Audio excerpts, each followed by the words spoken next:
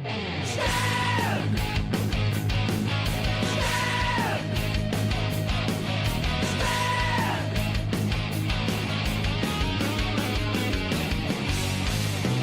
Don't need big brother to wipe my ass. No Ted Kennedy spill my glass. Not so Sharpton is a racer's life. The whole damn world can kiss my ass. I don't need nobody to hold my hand. I don't need nobody I can stand. Make my own way in a rock and roll band. Kiss my ass, I'm an American. Don't need no hippies to ban my gun. Don't need no commies, no melted tongue. Rugged independence is a lot of fun.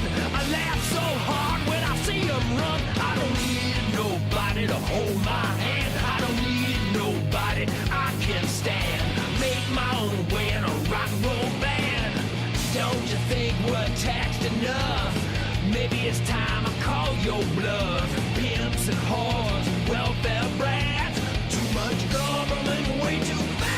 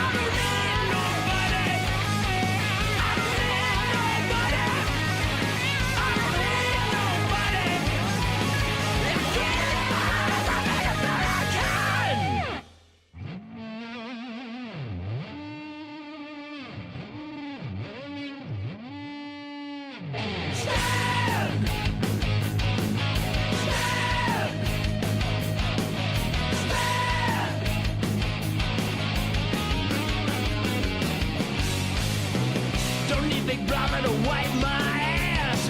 No Ted Kennedy spill my glass. Not so Sharpton is a racer's life. The whole damn world can kiss my ass. I don't need nobody to hold my hand. I don't need nobody I can stand. Make my own way in a rock and roll band. Kiss my ass, I'm an American. Don't need no hippies to ban my gun. Don't need no commies, no melted tongue. Rugged independence is a lot of fun.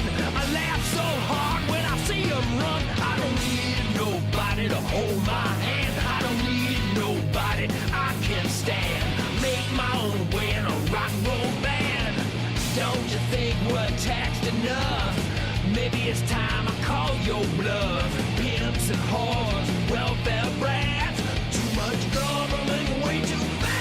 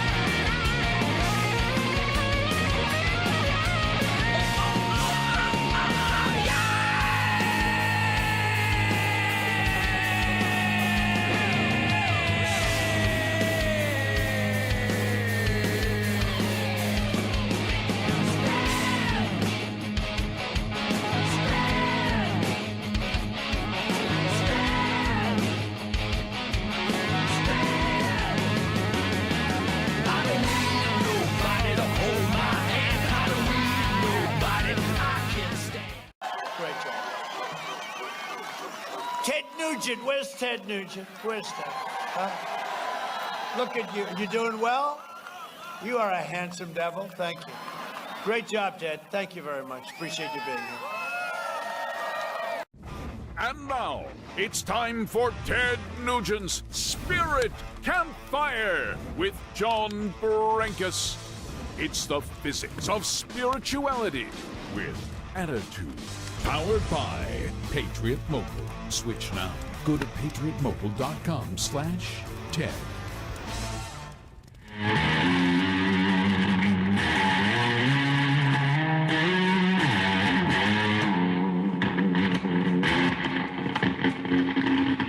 Oh no! The guitar's not kicking ass! That'll break the guy's heart. Never mind. Oh, that was exciting too. I had some. Oh man, what happened to the cable? There it is. There it is. Are you kidding me? 2021! We got an amplifier!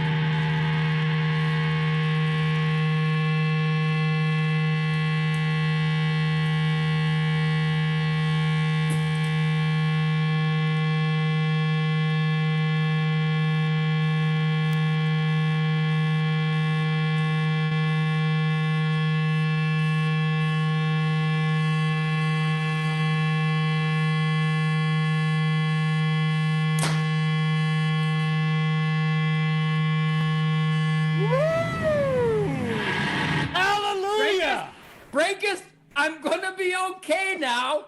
It's January 25th, 2021. After going to the mountaintop and then to the mountaintop of sonic bombast and the effervescent spirit tranquility of the mystical flight of the arrow. John. That's right. I'm feeling so good. How are you tonight, John? Oh my God. Uncle Ted, I am amazing. And I got, first of all, I got some news for everybody.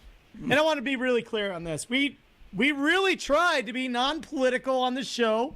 And we really, really try to give everybody a break from the craziness that's going on. But I got to tell you, I was talking to Ted before the show, and many friends of mine, I cannot tell you the number of friends who... I think you have 9. You have 9 good friends. No, you 9 probably good have 9 friends, all 9 of them, called me, and I cannot tell you the number of people who are left-leaning folks who tune in to watch this show and really enjoy it. And now, let me just tell you, this is what I've determined. Ted, I was born in 1971, grew up in 1980. Great years. Those are great years. Those are great years, right? I was your target demographic. I didn't really target anybody, but people who love real music and the middle finger on fire and absolute independent freedom. You're my people. That's right. So listen, I just have it's not an announcement, but it might be a proclamation. I am liberal. I am a liberal. As I grew up throughout the 80s, it was pounded into my head. Love everyone. Que sera, sera. Let people be. Don't be so judgmental. Like, we need to expand the umbrella. We need to include everyone. That's how I have always lived my life. And by that definition, in 2021, I am telling you, I am proudly liberal. You're going with the Webster's world, aren't you? Mr. Webster. He wrote a great book. I didn't read all of Webster's famous book, but I've read a lot of it. I kind of get into the lexicon, the verbosity, the verbiage, the nomenclature, the terminology, the linguistics. I like to speak with people who will listen. And I love, more than that, John, you could probably tell for being a smart ass and a high energy, out of control, flame throwing maniac. I listen good, don't I? I'm a good listener. You are a good listener. You know what? I've given you really good grades. I got some notes for you after the show, but you've done very well at listening. Well, bottom line, when we first talked, and this is our, I don't know, Linda and Courtney are keeping track of all this because I'm not. I keep track of my happy factor. I keep track of my healthy factor, which is in charge of my happy factor. And that way I can make the people around me healthier and happier. But I think it was probably 25 Spirit Campfires ago where I really said that real liberalism is, in fact, I quote that famous song, Que sera, sera, whatever will be, will be. I don't know if that, your parents love that song, John. That's right. But that means live it up. And I got to tell you, I would go after the Grandy Ballroom in 67, 68, and even back in, 62, before the hippies, there were the beatniks. And I would play these killer, honky-tonk guitar patterns with my band, The Lourdes, at the fraternity parties at University of Detroit and St. Mary's of Redford High School sock hops. So there weren't any hippies yet, but the beatniks were starting to lose hygiene, and eventually they became hippies. But I hung out with them. They were my friends. They knew that I carried a gun and that I liked to shoot squirrels because they ate the squirrels when I cooked them before organic was even hip. And I would go to the MC5's house. And I'd go to the Scott Richards Case house and Dick Wagner and the Frost and all these killer bands. And they knew that, there was no really identification as liberal or conservative or Republican or Democrat. Number one, we were young people pursuing a dream of music communication that demanded work ethic. All of our heroes were James Brown, the hardest working man in show business. Yeah. All of our heroes, didn't matter what our ideologies or our walk of life might have been. It was about, are you an asset to the music? Are you an asset to the band? Or are you a drooling liability to the band? So I give my stamp of approval to truth, logic, and common sense. But remember when you first ran it by me that we should do this for more than just the one-shot tribute to the heroes of the military. And I said, sure, I heard about these things called podcasts. Let's call ours the Spirit Campfire. And to have a campfire, you should, I suppose you should bring wood and maybe some meat and good cheer. A lot of my friends bring beer and wine, and some of them like a nice shot of whiskey. And in the old days, I mean, some of them even smoked dope. I don't allow that anymore because we always have guns at our hunting camp, and we don't want anybody to get into that condition. I just won't allow it. I've seen the tragedies. So yes, I do love everybody as long as you're not hurting somebody. I love everybody as long as your American dream doesn't tarnish my American dream or others' American dream. So, John, I think the Spirit Campfire, and I'd love to get a hardcore liberal. Now, I've been trying to get Tom Morello of Rage Against the Machine. He's a hardcore liberal, but not really. You and I are really hardcore liberals, according to Webster. Hardcore liberals, dude. But I'm going to continue to pursue that. And if I may, and I'm glad you nailed that, John, because here it is, the 25th of January, 2021, and today, 12 years ago, my wonderful grandson, Caden, was born. So I am celebrating Caden Cannon's 12th birthday. And I got to tell you a story, John. These are the kind of people I hang with. I was in South Texas near the King Ranch and the Kennedy Ranch down around Kingsville, Texas. And I'm on the phone with my daughter, Sasha, and she's about to have her first child. And she's up in Chicago. I'm in South Texas. And I'm on the phone trying to hear what the shitty cell signal. I'm going, honey, how close are you? I could probably get down to Corpus Christi. Can you hear me? I think I can get down to Corpus Christi, maybe get a plane, and I could be up there in time for your son's birth.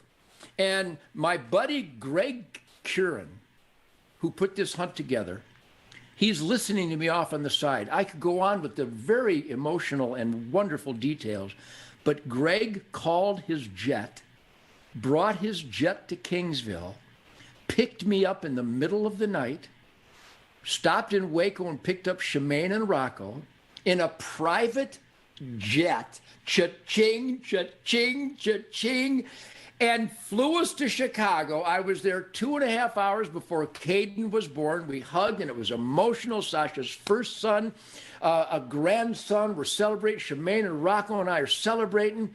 And they got settled, and everything was cool after a few hours. And I went back to the Chicago airport and got on Greg's jet. We flew back and dropped Shemaine and Rocco off at Waco about 5 in the morning and flew me down to Kingsville. He didn't have to do that. But as you can see by every guest that we've had, not everybody can afford to send me up to Chicago in a private jet. But that gesture, let me expound on that, on this wonderful Caden's 12th birthday. I went into Waco today, which is very rare. I don't leave the ranch. I got a lot of work to do. I can tell you some chainsaw stories and some fence fixing stories. I can't believe I still have any fingers left.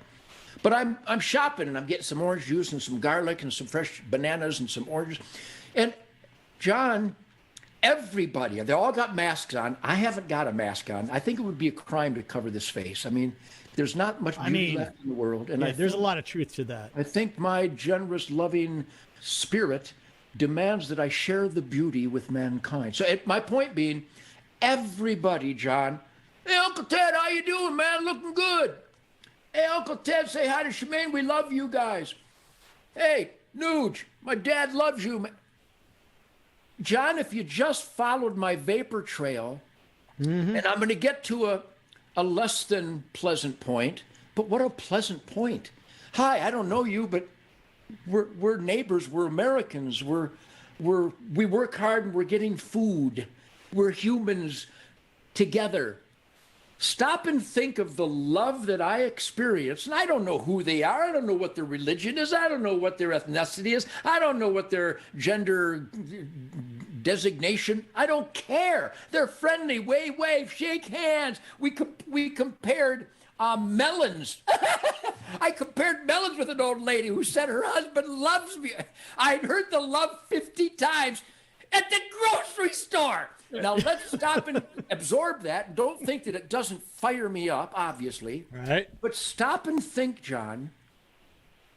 The goofy loudmouth, because I participate in the sacred experiment in self-government. Everybody knows what I stand for.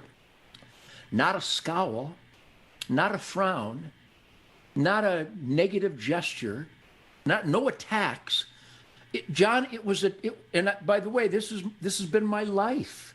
It was a damn love fest. Here we are today with Joe Biden in office and all the friction and the division that happens. Stop and think of unsolicited, loving gestures and testimonies for this guy who you know what he stands for, and think of the hate that's leveled towards me. What do the haters think or think they know that the people who actually know me don't know? Yeah. So when people go, well, we're divided. Yeah, we really are. We're divided between considerate, conscientious, friendly, kind, loving people. And there's, I'm afraid we'll work on getting rid of it. But there is a line with people, he murders innocent animals, he's a racist. By the way, a family, a gal with 2 black kids came up and they said, love your music, Uncle Ted. There's no division between me and anybody unless you just hate. Yeah. So that's Spirit Campfire celebrates that. That's right. And that's right. And I think everyone in this time, and when I say this, I totally echo what you're saying on the love everybody mantra. Obviously, someone's coming at you with a weapon and trying to hurt you. It's hard in that moment to be like, hey, I love you. Let me hug you. Let's hug it out. Right? Like, that's tough. With that aside, right? That aside, the love everyone mantra, I cannot tell you how I feel so incredibly grateful to have parents.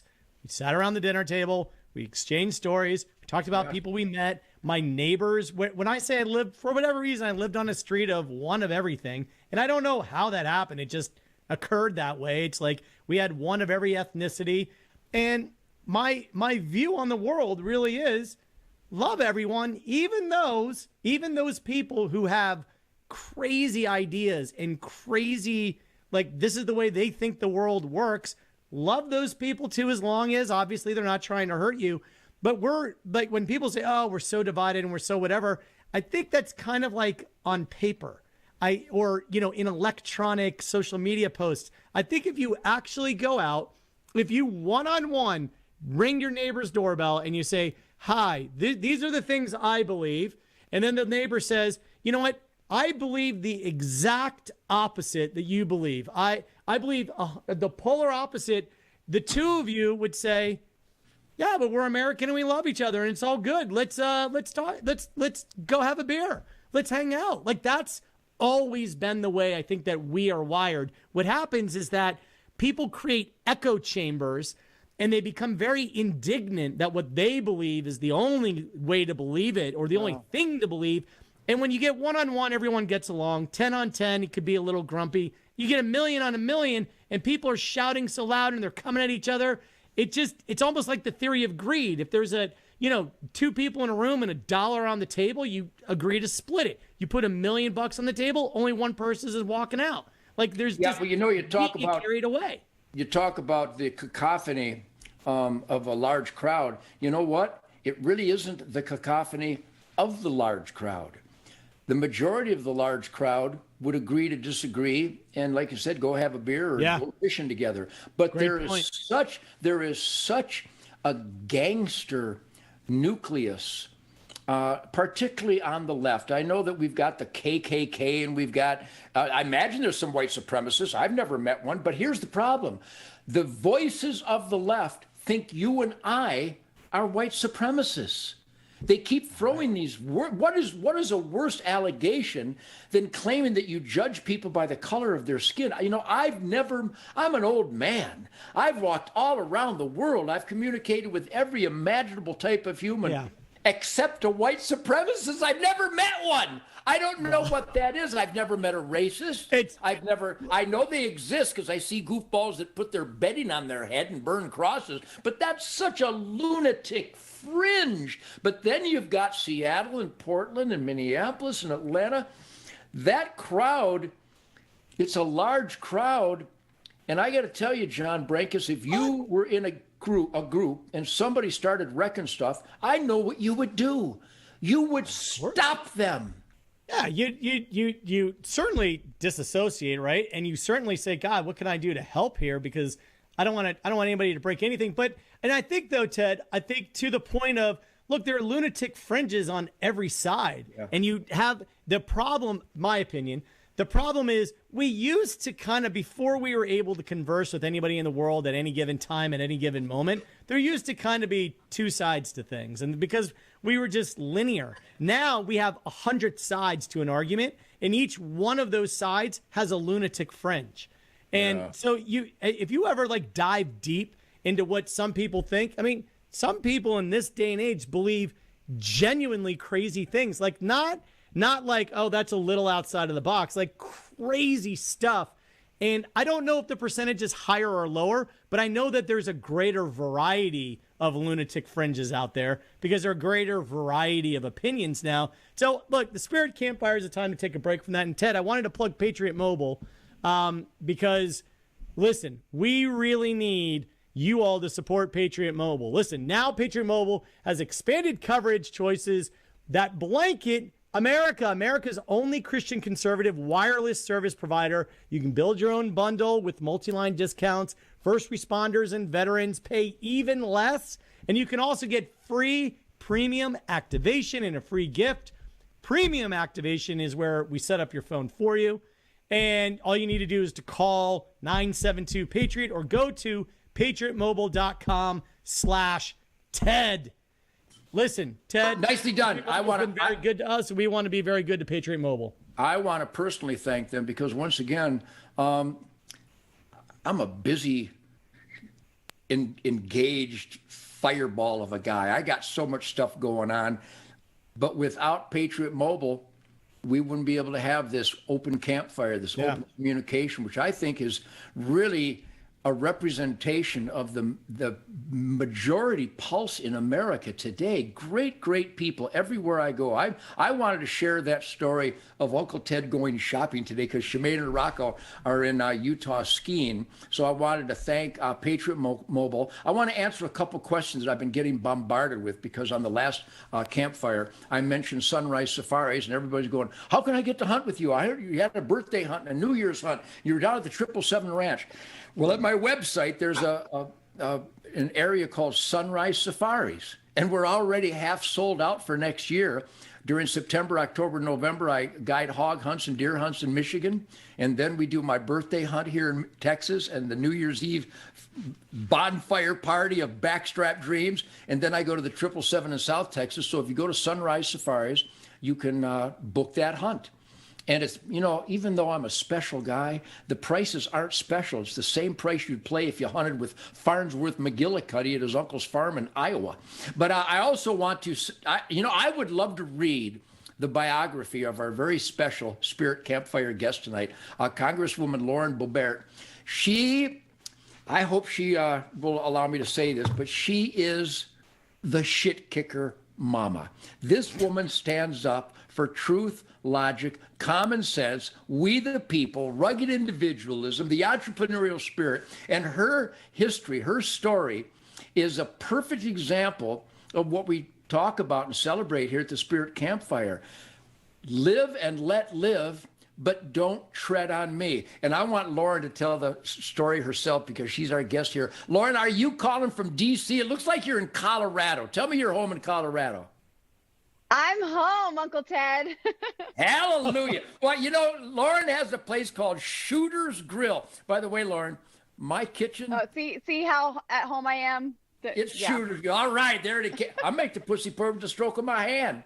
Anyhow, the point is that, Lauren, you and I first met on the phone just a couple years ago, but I've heard so many stories about you that in the once great conservative, independent state of Colorado, as it was taken over by the Boulder, San Francisco invaders, that you stood your ground as that wave was spreading out of Denver and Boulder, Colorado. First of all, welcome to the campfire. Thanks for coming because you are my hero. But share with the campfire here where you come from and why you decided to get into the outrageous pain in the ass politics of Washington, D.C. God bless you, woman.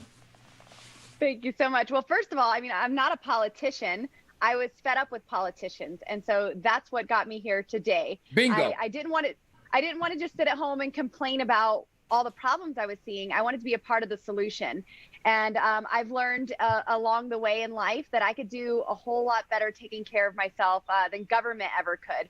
I don't see government as the solution. So I think we need more ordinary, everyday citizens entering into these positions to limit government and give power back to we the people. So that's exactly why I'm there. I'm not in it to make a career out of myself, for myself or anything like that. I'm there to limit government as much as possible and let people have control over their own lives. I was raised in a Democrat home, and my mom just simply believed the lies that she was told. She is now a Republican, so I'll just clear that up real quick. But she was told that in order to take care of her 5 children, she needed government to help her. She needed that assistance. And if she ever tried to get a job and make something of herself, she would make too much, and that wouldn't be enough. It would be too much to get help from the government, but not enough to feed her children. So I know what it's like to depend on government for food and housing and health care. And I know that that's not America's best. That's not the American dream. I've stood in line for government cheese. And when I went to work at 15 years old at the local McDonald's in Rifle, Colorado, that's when I learned that I could put my hand to something and create wealth and be in control of my own life without depending on government. So along the way, I've taken that same passion that I learned just at 15 years old working. I took that to women at the Garfield County Jail, and I counseled at-risk women, and I let them know that they didn't have to live bound by their past failures, their mistakes, their shortcomings. But I was able to go into those jails, into that jail, and introduce these women into the God who turns shame into glory, who could restore whatever their past looked like and lead and guide and launch them into a glorious future. Now, I was coming in there as a high school dropout, as a mom, as someone who just, anything that I could just pull myself up by the bootstraps. But I had left high school to take a good position and take care of my family rather than just living off of welfare for the rest of my life and creating a career out of that. But soon enough, I became a business owner myself. I wanted to create opportunities for these women who I was seeing come out of jail. They would be released, but then they would end up right back in jail because there weren't any opportunities for them on the outside. So I opened my restaurant, and at first we were just Western themed, but shortly after we opened, there was a real life altercation. A man was brutally beat to death outside of my restaurant. And I wondered how I would protect everyone. How would I defend the people around me if something were to happen in our restaurant? So I took advantage of Colorado's open carry laws, and I began to carry in my restaurant, Shooter's Grill in Rifle, Colorado. And soon after that, my waitresses began to carry. And now we're known to be the safest restaurant in America.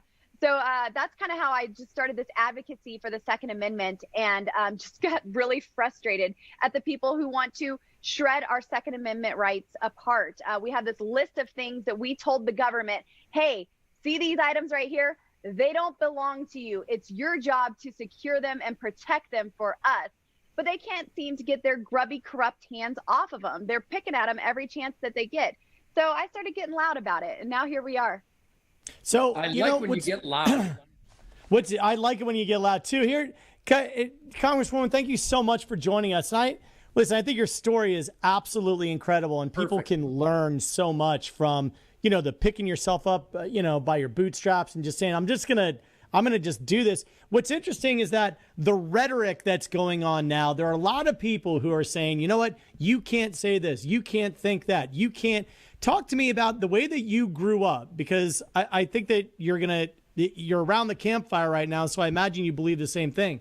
Talk about how important it is to you're obviously gigantically pro Second Amendment. Talk about how important it is to listen to somebody who's not pro Second Amendment and love it. You're going to disagree. They're going to disagree, but you have to be able to talk it out. You can't say to them, you are not allowed to have that opinion. They can have that opinion, but talk to me about how important it is to listen to people who do not agree with you.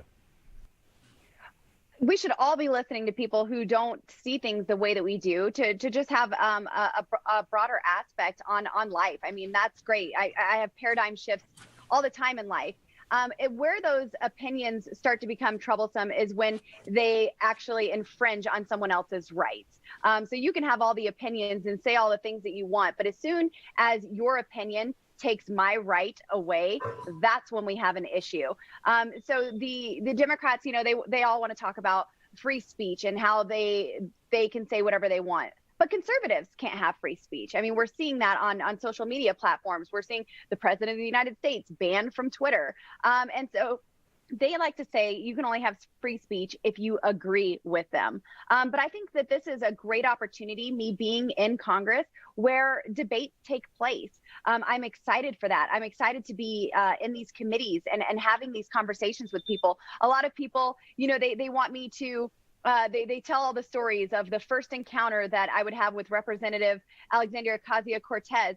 And the first opportunity I want to have with her is to sit down and tell her my story and to remind her of the American dream. And that's why she is where she is. I mean, she went to a very expensive college.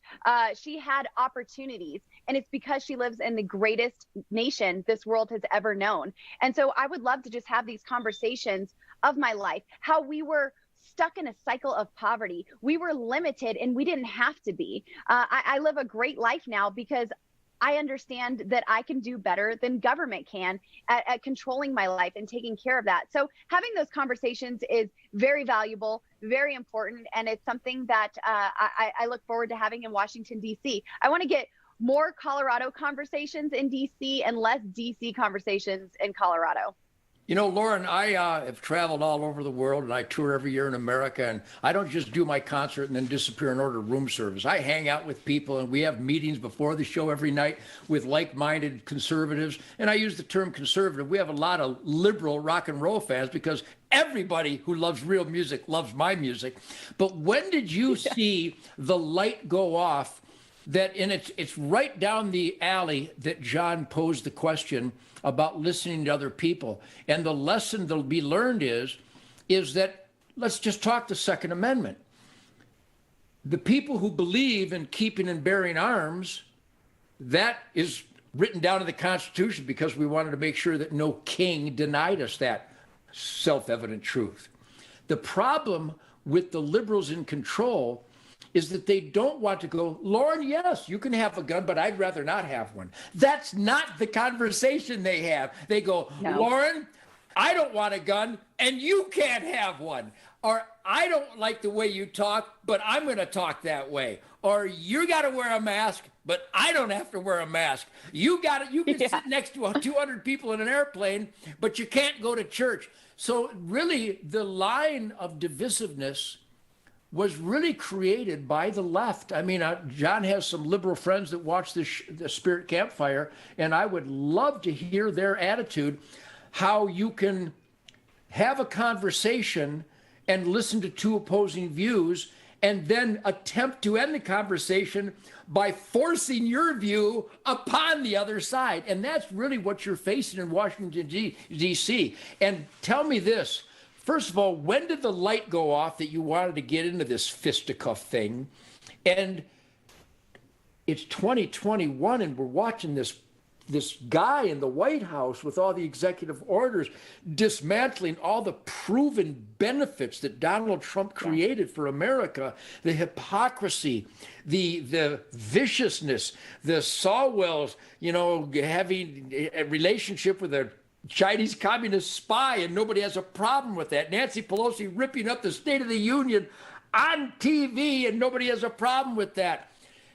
When did the light go off that you were willing to go into this ugly, ugly thing?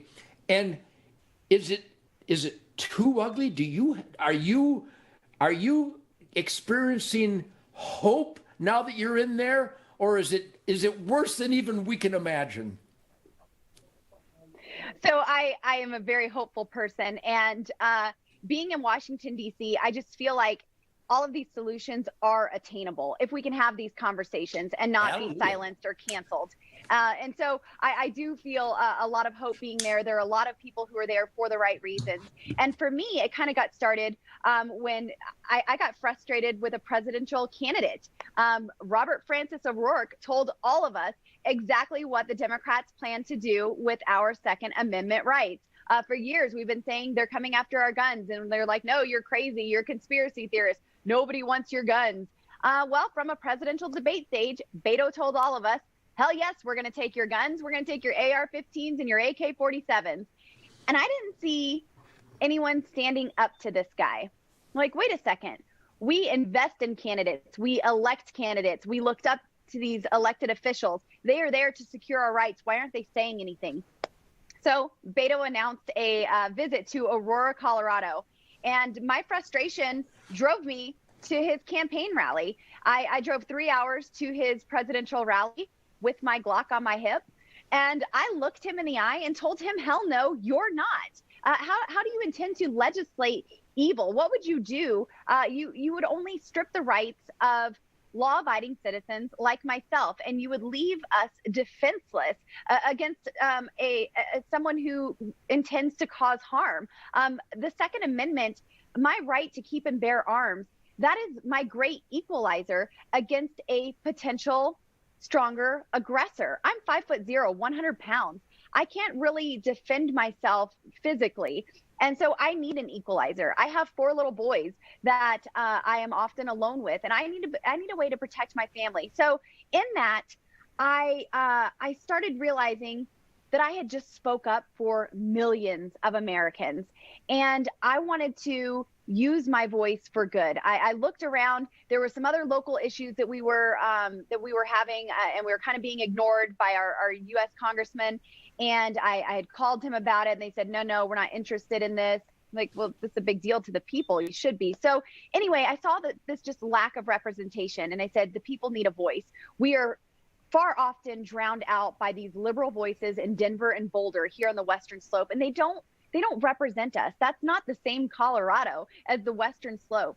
And so I entered into this race and took on a 5-term sitting incumbent, and I didn't have a lot of money. I didn't have any money. I didn't have the name ID. I didn't have the political experience, but I had the passion. I had the determination. And it was a grassroots campaign. We were outspent 10-1, but there was not a single day that we were outworked. And I won by nearly 10 points in the primary. Then I went on to defeat a socialist, hide in the basement, job killing woman from Steamboat Springs. You know, she just knows this high mountain living and in these ski towns.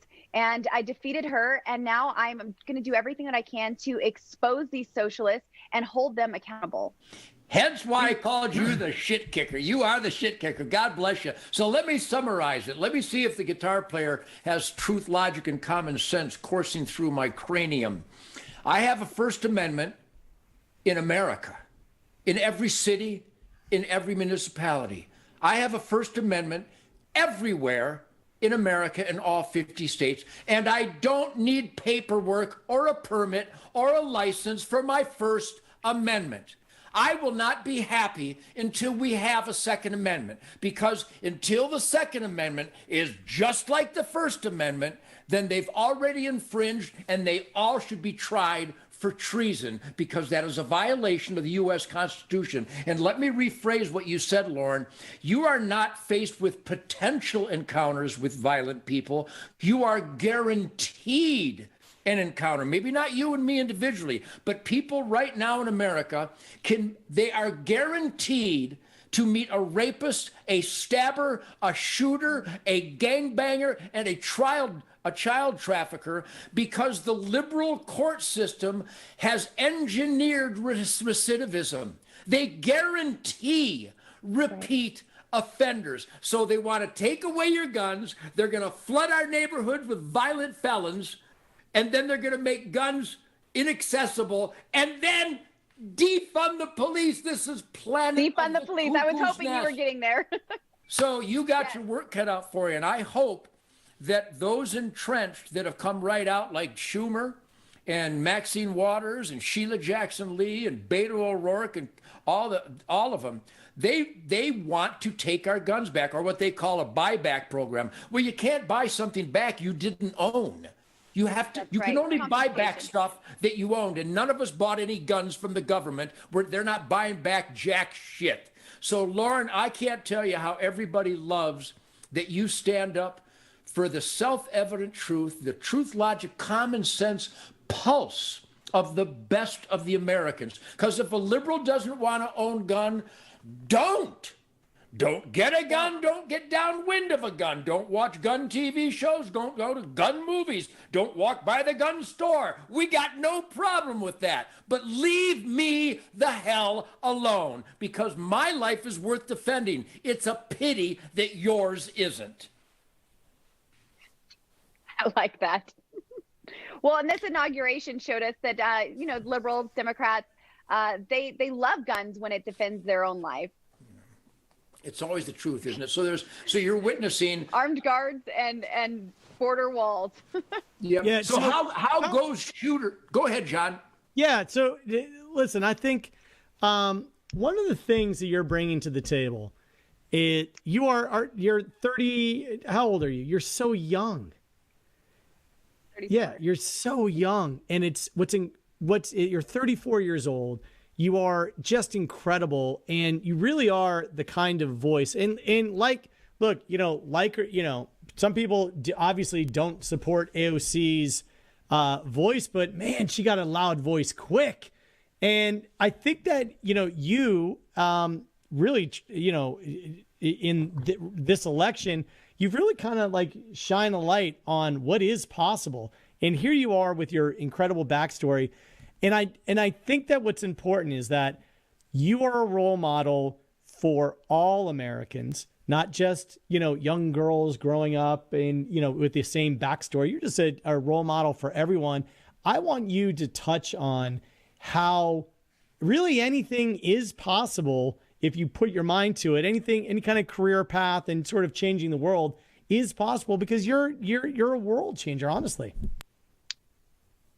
Well, I mean, that's really the American dream. I don't like to limit my possibilities by limiting my thinking or saying that I can't do something. Even in considering my run for Congress, there was a lot of doubt, and I tried to talk myself out of it for a minute, for a few days really. And I said, it's selfish of me not to try. It's selfish of me to sit at home and not do something. And I understand that not everyone can run for public office, but support local candidates. Support people right there in your communities, and your school board is so important. Financially back a candidate if you can't volunteer your time or run yourself. But really, opening a business, all of this stuff is because of the American dream. And there are so many Democrats that want to strip that away from us.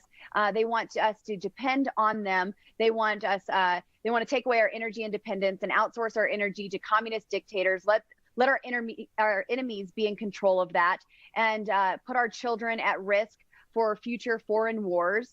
It's really devastating what they want to do to our country, to the American dream. And I just want this to continue to be the land of opportunity, because this really is the only place where you can do and be anything.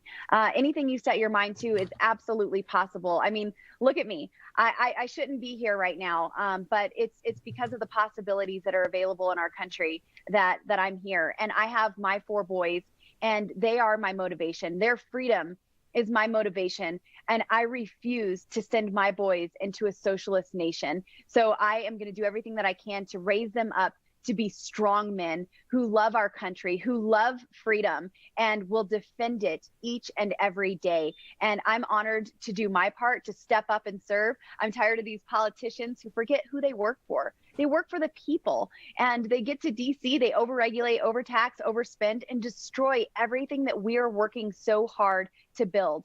I believe that most Americans want less government intervention in their lives, and they want to be able to make their own decisions. And Uncle Ted hit on it, talking about the masks. How many of these dictators have we seen demand that we all wear masks and say that we're killing people, we're killing grandmas if we don't, but then they in turn don't wear their masks, because if they're getting their hair done or they're having a celebration, whatever the excuse may be, they have them and they justify themselves with them. And so I'm here to expose all of that nonsense and fight to keep the American dream alive. Well, Lauren, I got to tell you, I hang out with great people. I was at the feed mill today, and I went by Tractor Supply, and I fondled some wrenches with my welding buddy, and I actually went shopping, and it was a love fest. Everybody loves Uncle Ted. The pulse that you represent is so ubiquitous. It's so well represented across this country. And on behalf of everybody in America in the asset column, regardless of their walk of life, regardless of any of their choices they've made, that truth, logic, common sense, we the people, Declaration of Independence, earn your own way, live within your means, save for a rainy day, all that really radical stuff, you absolutely represent the shit kickers in the asset column of this country. I know real Colorado. I started hunting the Uncompadre and the Grand Mesa back in the early 70s and have a lot of friends out there still. Scott Young, my buddy's out there taking care of business because the game department doesn't. And I know the pulse that makes this country positive, the spirit that is the engine, the entrepreneurial spirit that is the engine, the work ethic that is the engine for all our quality of life. Lauren, we're going to pray for you because you represent that better than anybody. I got to tell you, we've had some great people on this campfire, but to hear it come from the streets, even though you're in the beautiful Rocky Mountains out there on the West Slope, it's the street pulse. The ranching, the farming, the street, the factory worker, my buddies on the assembly line in Detroit. My God, woman, you represent that. And we salute you, we thank you, and we pray for your spirit. But remember, I know you respect your elders. Here's the best advice you're ever going to get. And remember who it's coming from. It's fascinating. Pace.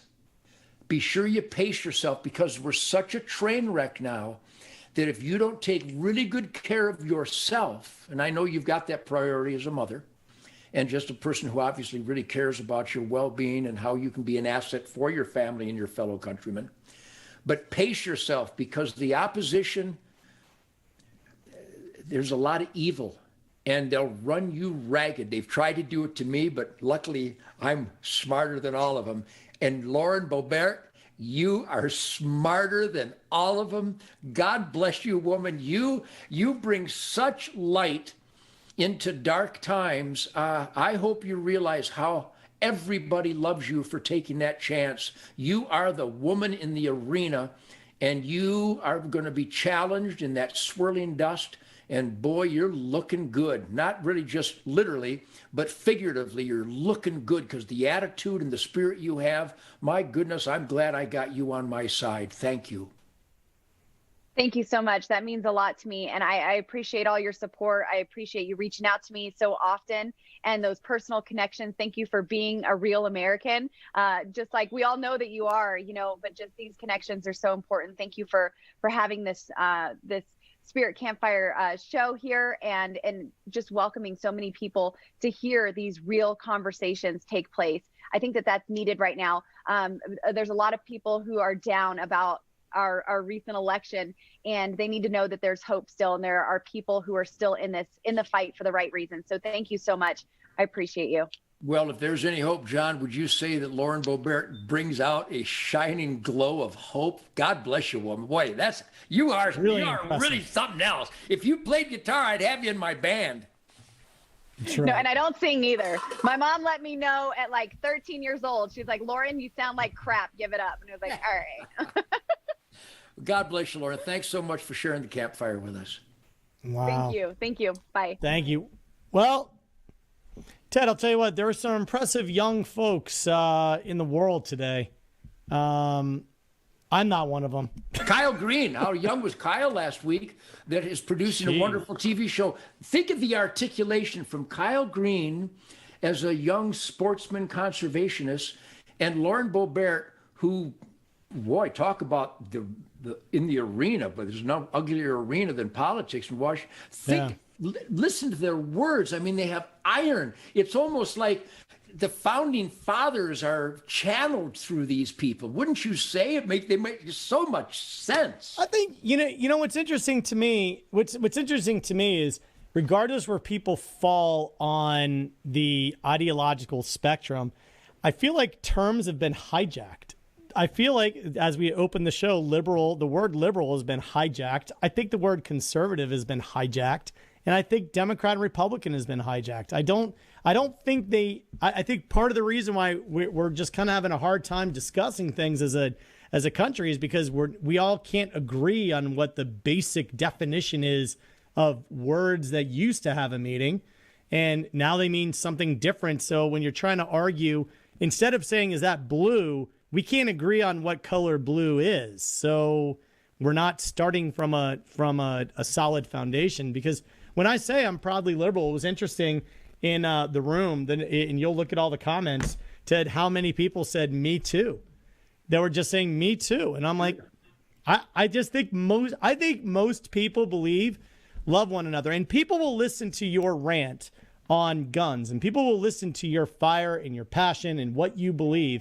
And I'm telling you, if I were to sit you down, and I know this, if I were to sit you down with someone who does not believe in the Second Amendment and who is the polar opposite of you, I can guarantee you that Ted Nugent will have a rational conversation with you.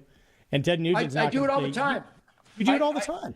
I really do. I think in this day and age, terms have been bastardized and hijacked, and claims have been, bankrolled.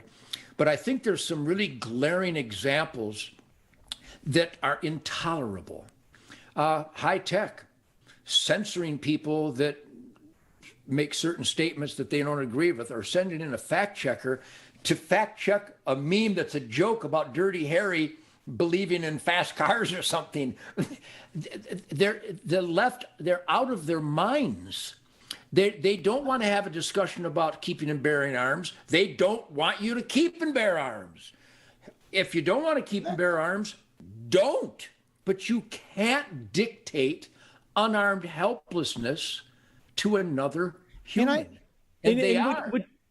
What's interesting though, and this is just my point of view, I just feel like it's so not black and white. It never was, and it never is. And when we say things like the left, the right, Republican, I mean, that's just like, well, there are only two camps and that's that. It becomes, I would say this, out of the, X amount of millions and millions and millions of people, there are so many different varying opinions. And I hope they all get heard. I hope everyone has the right to say, here's my opinion. You know what? Although I might be considered on the quote left, I'm not actually, anti-Second Amendment. I'm for these other things. And there used to be split tickets all the time. Sure. That was the big thing in the 80s. People were like split tickets and they wouldn't vote the same way and they would be open-minded. It was just a very different game. My daughter said something to me. It was really interesting. She said, you know what? I wish I was a kid in the 80s. And you know what I said to her? I agree with you. I think it was just... She should have been with us in the 70s. It was way better. Exactly. Even I was a kid in the 70s and the 80s. The 60s were awesome, man. It was all uncharted territory. Hey, listen, this has been a great campfire. A big thanks to Lauren Boebert. We wish her Godspeed. But I also want to let everybody know that I'm not going to be able to do this very often, but the Ted Nugent Rock and Roll Fantasy Camp Masterclass is coming up. I think is it Friday or Saturday, the 29th? January 29th. If you go to my website, and people are asking me all the time, how do you get to the Rock and Roll Fantasy Camp? Go to my website. I think there's a link at tednugent.com.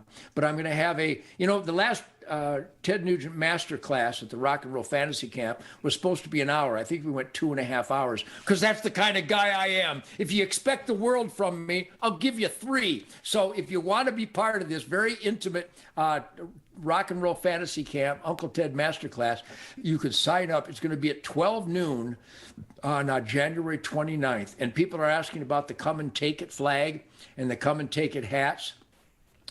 I can't keep up. I'm signing hats and flags as fast as my 10 digits of doom will do it. But we're going to have these flags. Don't even go bother ordering them now because we're all sold out. But this Come and Take It flag will be available probably starting next week, and the Come and Take It hat will be available, but we can't make them fast enough. People really want these freak flags to fly free.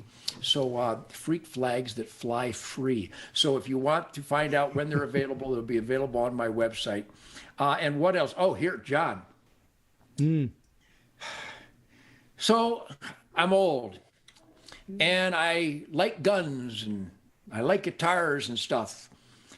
I started reviewing my stash, my arsenal, the last couple years, And boy.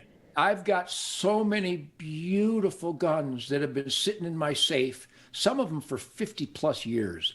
I'm having a Ted Nugent gun, guitar, and car auction at Tucker Hall on March 6th. That's Tucker Hall in Waco, Texas on March 6th. Hundreds and hundreds of the most beautiful pistols and handguns and rifles and shotguns and ARs and I'm keeping hundreds, my favorite 100, but I just got fed up.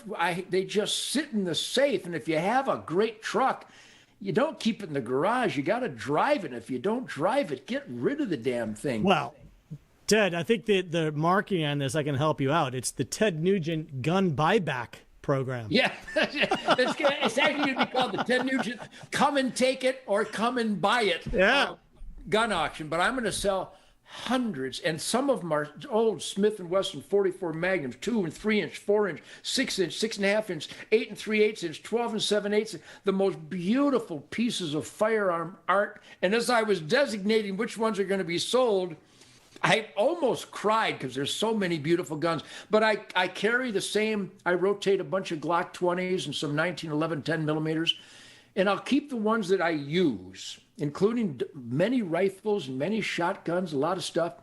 But I'm also going to have some Birdlands. Now, we're going to put a reserve on them. They're very expensive. My 58 Les Paul, which is worth a fortune, and a bunch of guitars, hundreds of bows and arrows. So on March 6th, and I think it'll be, we'll announce next week, in the coming weeks, because you'll be able to be part of the auction online. But the Ted Nugent Come and Take It firearm orgy auction will be at Tucker Hall in Waco, Texas on March 6th at noon. So we'll announce it here. But it's going to be painful, but I got to do it because just managing all that shit is just stupid. So I'm getting rid of all those guns and a bunch of guitars, and I'll probably sell my Hellcat, because it's got a plaque under the hood that says custom made for the Motor City Madman, because I'm going to get one of the new supercharged wide bodies that has over 100 more horsepower. My point being, it's going to be just an absolute orgy auction of my lifetime accumulation of some of the coolest shit you've ever seen in your life. Wow. All right. Well, I want you to, I don't know I got to make it down there before it all goes away, because I'm coming down to the ranch. Oh, even if you missed the March 6th deadline, believe me, I have hundreds of guns waiting for you. All right. Well, listen, everybody, go to Patriot Mobile, support Patriot Mobile, sign up for the Rock and Roll Fantasy Camp with Ted, and we will see you here with positive energy ablazing next Monday. Yep, you bet. John, Courtney, Herbert, thank you, everybody. Thank you, Patriot Mobile. Thank you, Lauren Boebert. Thank you, everybody, for being part of the Campfire. Your positive spirit and attitude and your piss and vinegar makes my life very, very special. Thank you. All right. God bless, everyone.